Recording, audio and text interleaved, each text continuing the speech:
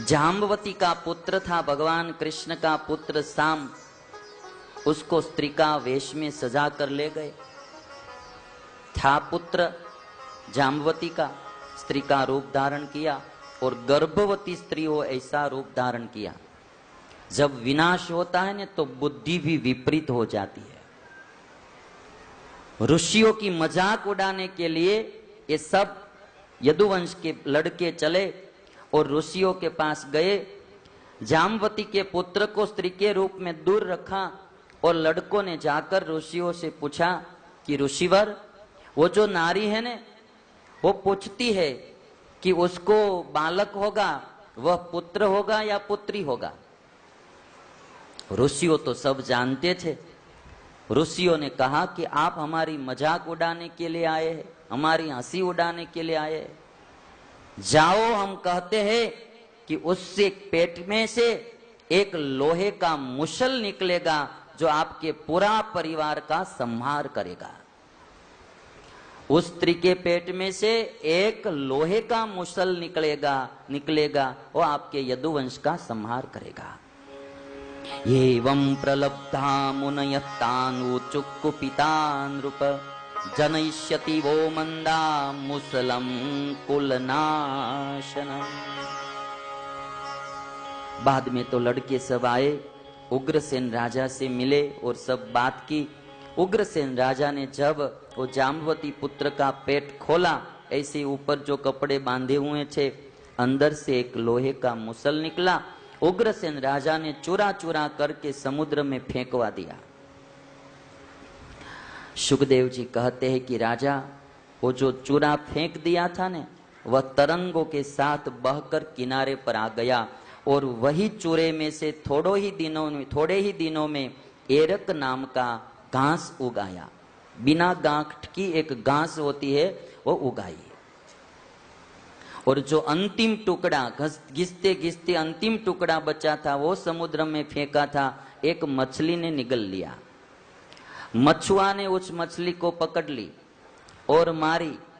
एक पारधी था जरा नाम का, उसको वो मछली दी और वो मछली काटने से जो टुकड़ा लोहे का निकला वो जरा नाम के पारधी ने अपना जो बाण था वो बाण की नोक में लगा दिया, जिससे भगवान कृष्ण को बाण लगने वाला है।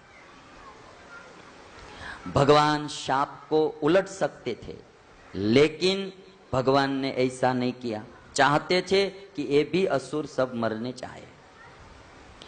और बाद में देवों ने आकर भगवान को प्रार्थना की कि आप अब आपके धाम में पधारिए। तब भगवान ने कहा कि यदुवंश का विनाश करके मैं आऊंगा।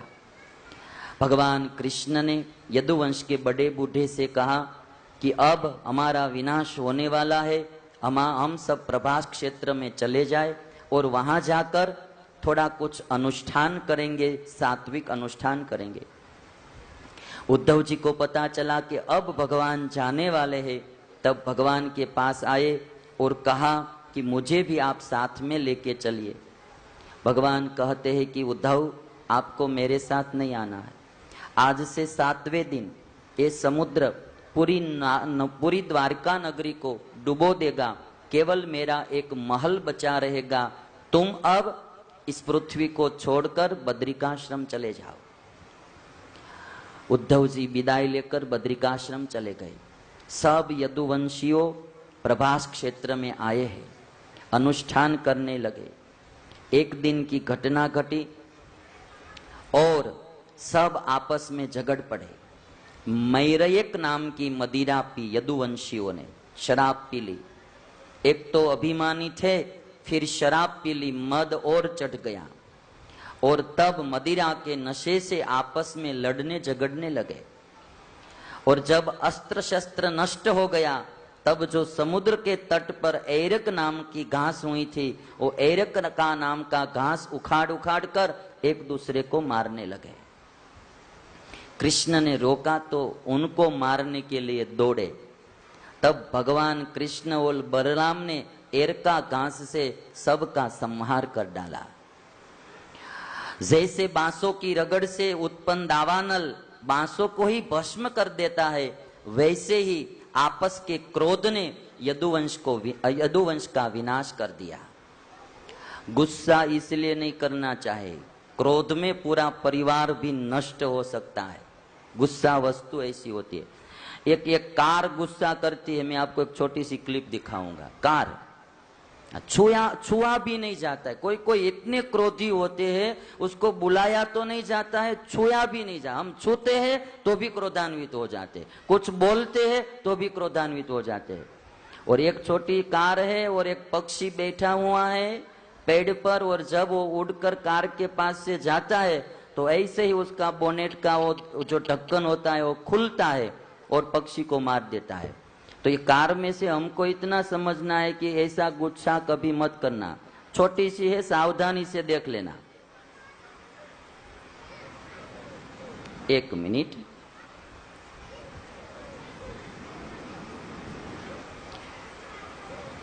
अभी आप देखो, ये पक्षी बैठा है।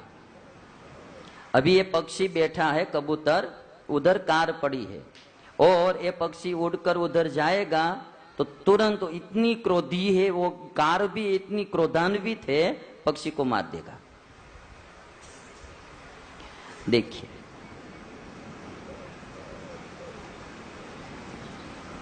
ये गया। देखो, कई लोग ऐसे कार जैसे है आज समाज में। भागवत कथा से मैं इतना कहूंगा, ऐसा गुस्सा कभी भी नहीं करना। आज गुस्से ने, क्रोध ने पूरे यदुवंश का विनाश कर दिया। और सुखदेव कहते हैं, एवं नष्टेषु सर्वेषु कुलेषु स्वेषु केशवः अवतारितो भुवो भार इति मे वशेषितः, इति मेने वशेषितः। जब भूमि का भार उतर गया, बलराम जी समुद्र तट पर ध्यानस्थ बैठकर परमात्मा चिंतन करते शरीर छोड़कर चले गए। कृष्ण भगवान ने दाहिनी जांघ पर बायां चरण रखकर पीपल के पेड़ के तले बैठ गया। जरा नाम का पारधी को लाल लाल तलवा हरिन के मुख समान जान पड़ा। उसने बाण से भगवान का तलवा बीन दिया और भगवान के चरण को बींधता हुआ वो बाण भगवान के सिर में लगा। और जब पास आने पर जरा नाम के पारधी को पता चला कि ये तो भगवान कृष्ण है, तब कृष्ण के चरण पर शीश रखकर धरती पर गिर पड़ा। अपराध के डर के मारे कांपने लगा। और तब भगवान कृष्ण ने कहा, मां भैर्चरे त्वम उत्तिष्ठ कामयेश कृतो ही में याहि त्वम मदनुज्ञात स्वर्गम सुकृति नाम पदम। अरे जरा नाम का पारधी, तुम डरो मत, मेरी इच्छा के अनुरूप ही तुमने काम किया है, तुम स्वर्ग में जाओगे, डरो मत। भगवान ने जरा नाम के पारधी को स्वर्ग की गति दी है। भगवान का अब जो सारथी था दारुक, वह आया। नेत्रों से आंसू की धारा बहने लगी। भगवान कृष्ण ने कहा, तुम द्वारका जाओ और संहार की सब बात करो। तुम सब लोग अर्जुन के साथ इंद्रप्रस्थ चले जाना, समुद्र नगरी को डुबो देगा। भगवान का रथ आकाश में उड़ गया। भगवान के आयुध भी आकाश में चल पड़े और बाद में भगवान कृष्ण भी सशरीर आकाश में उड़ गए। भागवत में लिखा है, भगवान सशरीर आकाश में अपने स्वधाम चले गए। दारुक ने द्वारका आकर समाचार दिया। वसुदेवादि सब प्रभा क्षेत्र में आए। वसुदेव जी ने पुत्र विरह में बेहोश होकर प्राण छोड़ दिए। श्री कृष्ण के निवास स्थान को छोड़कर समुद्र ने द्वारिका डुबो दी। बच्चे खुचे बच्चों, बूढ़ों और स्त्रियों को लेकर अर्जुन इंद्रप्रस्थ चले। असुरों ने अर्जुन को लूट लिया। अर्जुन से रक्षा भी नहीं हुई और इसीलिए कहा गया, समय समय बलवान है नहीं पुरुष बलवान, काबे अर्जुन लूटियो वही धनुष वही बाण। और बाद में अनिरुद्ध के पुत्र वज्र को राज्याभिषेक दिया और बाद में भगवान स्वधाम जाने के बाद कलयुग आ गया। राजा परीक्षित को सुखदेव जी महाराज कहते हैं कि कलयुग में राजाओं भी अधर्म करने लगे, यथा राजा तथा प्रजा वैसी ही प्रजा होने लगी। धुआं कहां से हुआ भाई?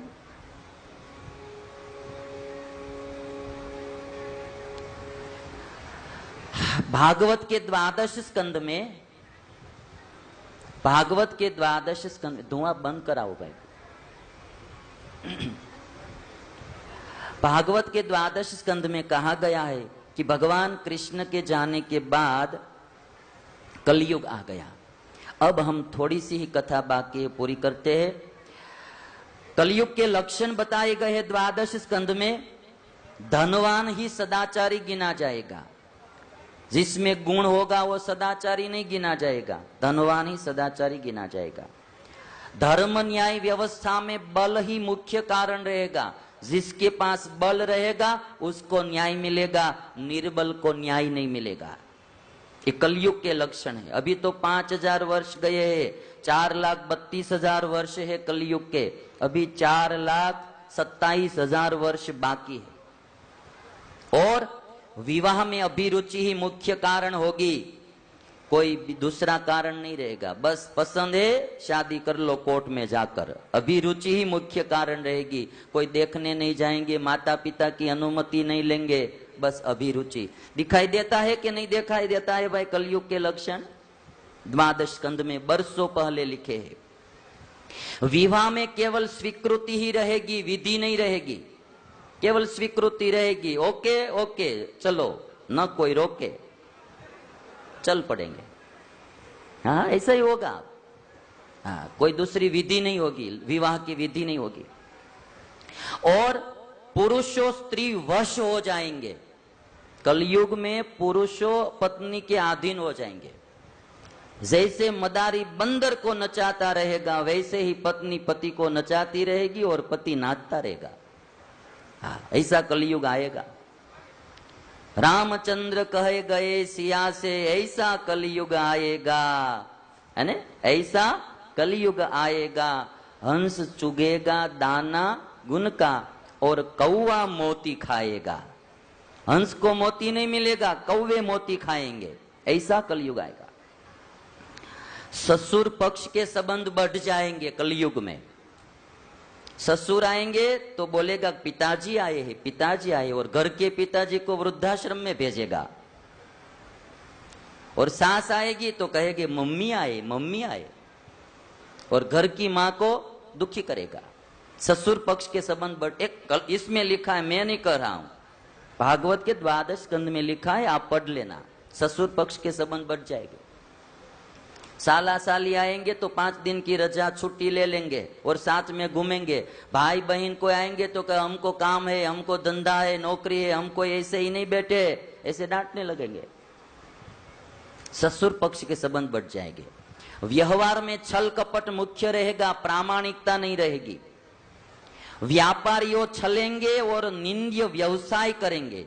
व्यापारियों छल करेंगे और निंद्य व्यवसाय करेंगे।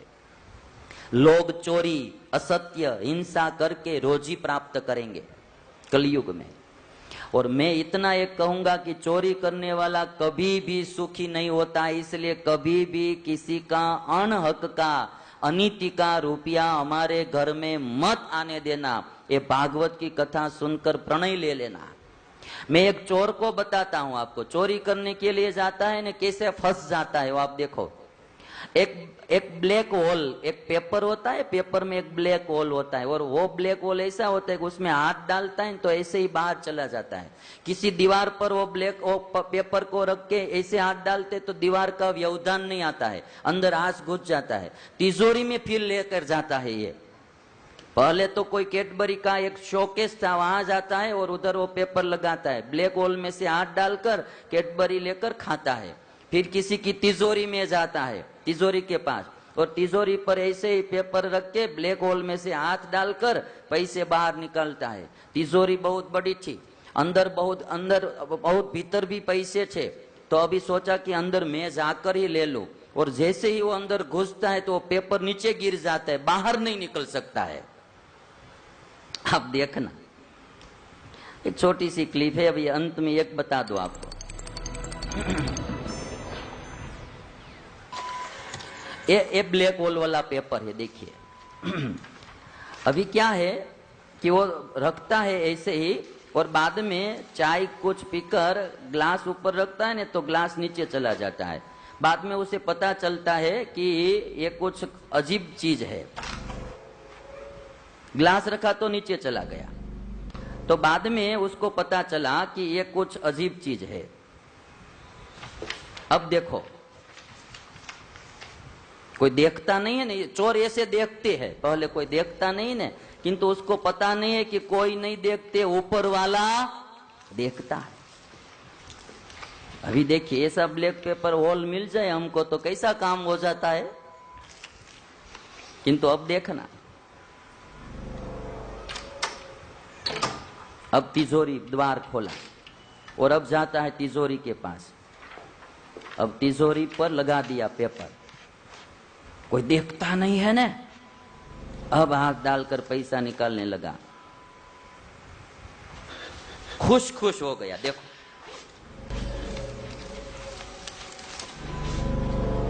अब लगा कि बहुत भीतर है इसलिए अंदर घुस गया, पेपर नीचे गिर गया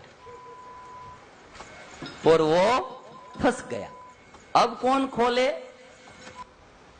कोई भी पाप करने वाला, चोरी हो, लूट हो, मिलावट हो, दगा हो, छल हो, कपट हो, इंतजाम तो यही होगा, नतीजा तो यही मिलेगा। कहीं ना कहीं हम जन्म मरण में दुख में फंस जाएंगे। इसलिए भागवत का 12 स्कंद कहता है कभी भी गलत काम नहीं करना।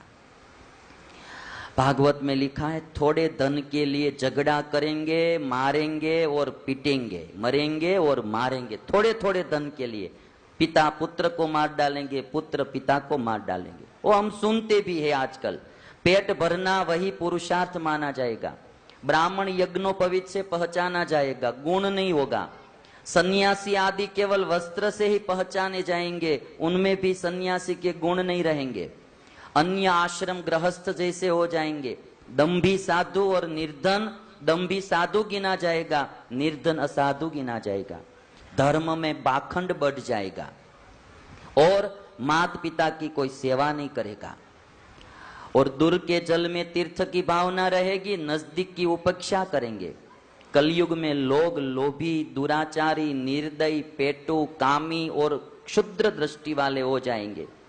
स्त्रियां निर्लज हो जाएंगी, चोर, कपटी, कड़ुआ बोलने वाली और व्यभिचारिणी हो जाएंगी। भागवत में ऐसा लिखा है। कलयुग में शरीर छोटा हो जाएगा, उम्र 20 से 30 वर्ष की हो जाएगी, गाय बकरी जैसे हो जाएगी। लोग अतिवृष्टि, अनावृष्टि, अतिपाप और भूकंप आदि से मरेंगे। नाना प्रकार के रोग और चिंता से दुखी होंगे। लोग उद्विग्न मन वाले होते जाएंगे। एक कलयुग के लक्षण 12 स्कंद में बताए। सुखदेव जी कहते हैं कि राजा जब ऐसा कलयुग बढ़ जाएगा तब शंभल नाम के गांव में विष्णु यश ब्राह्मण के घर भगवान प्रकट होंगे और उनका नाम होगा कल्कि भगवान। घोड़े पर सवार होकर अधर्मियों का नाश करेंगे और फिर सतयुग की स्थापना होगी। सुखदेव जी कहते हैं कि राजा मैंने तुम्हें पूरा भागवत सुनाया, अब और कुछ सुनने की इच्छा हो तो बोलो। और तब परीक्षित कहते हैं सिद्धोस्मि अनुगृहीतोस्मि भवता करुणात्मना श्रावितो यच्च मे साक्षात् अनादि निधनो हरिः भगवन्तक्षकादिभ्यो मृत्युभो न बिभेम्यहम् अनुजानीहि मां ब्रह्मन् वाचं यच्छाप्यतोक्षजे। परीक्षित कहते सुखदेव जी महाराज आपने बहुत करुणा करके मुझे पूरा भागवत सुनाया, अब मुझे कोई इच्छा बाकी नहीं है। परीक्षित हमें सिखाते हैं सब इच्छाएं पूरी करके मृत्यु आए वो सबसे बड़ी बात है। इच्छाएं अधूरी रह जाती है और हम मर जाते हैं तो फिर दोबारा जन्म आता है। इच्छाएं पूरी हो जाती है और हम जीते हैं तो भी मुक्त है, ये बात पक्की है। और तब परीक्षित ने कहा कि आप मुझे आज्ञा दीजिए, अब मैं मेरी इंद्रियों की वृत्तियां समेटकर भगवान में लगा देता हूं। और परीक्षित ने सब वृत्तियां ऐसे ही सिमेट ली और भगवान में लगा दी है। सुखदेव जी महाराज को प्रणाम किया और सुखदेव जी महाराज को विदाई दी। यहाँ सुखदेव और परीक्षित का संवाद पूर्ण होता है। नैमिषारण्य में सूत पुराणी कहते हैं, शौनक से शौनक सुखदेव जी चले गए। बाद में तक्षक नाग परीक्षित को डसने के लिए चल पड़ा। एक कश्यप नाम का ब्राह्मण और तक्षक नाग का जहर उतारने के लिए चल पड़ा। रास्ते में तक्षक नाग और वो ब्राह्मण दोनों मिल गए। तक्षक ने पूछा कि भाई तुम कहाँ जा रहे हो? ब्राह्मण कहते हैं कश्यप कि मैं परीक्षित को एक नाग डसने वाला है, उसका जहर उतारने के लिए जाता हूं। तक्षक नाग कहते तो वह नाग मैं ही हूं, तुझे मेरी शक्ति का पता नहीं है। और देख मेरी शक्ति, एक हरे वृक्ष में डंस लगाया और जैसे ही डंस लगाया पूरा वृक्ष सूख गया। ये मेरी शक्ति है, तू क्या बचाएगा परीक्षित को? कश्यप कहता है तो देख मेरी भी शक्ति।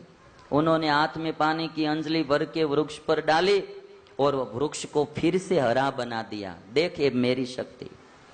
तक्षक को लगा कि यह जहर उतार देगा और तब तक्षक ने कहा कि बोल वहां न आने के लिए कितना चाहिए?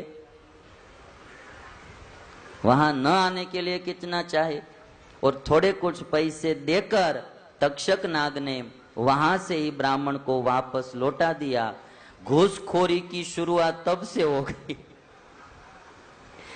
यदि कश्यप ने घूस नहीं ली होती तो परीक्षित बच जाता, किंतु पैसे लेकर कश्यप वहां से चला गया। तक्षक नाग ब्राह्मण का रूप लेकर आया और परीक्षित राजा को दंश दिया। परीक्षित राजा ने तो पहले ही अपनी आत्मा परमात्मा से लगा ली थी। जैसे ही तक्षक नाग ने दंश दिया वैसे ही पूरा शरीर जलकर राख हो गया। आकाश में देवताओं ने पुष्प वृष्टि की। धन्य हो परीक्षित, धन्य हो, 7 दिन में तुमने मुक्ति प्राप्त कर ली। धन्य हो। नुंदुबी बजने लगे, नगारे बजने लगे और देवताओं ने परीक्षित पर पुष्प वृष्टि की।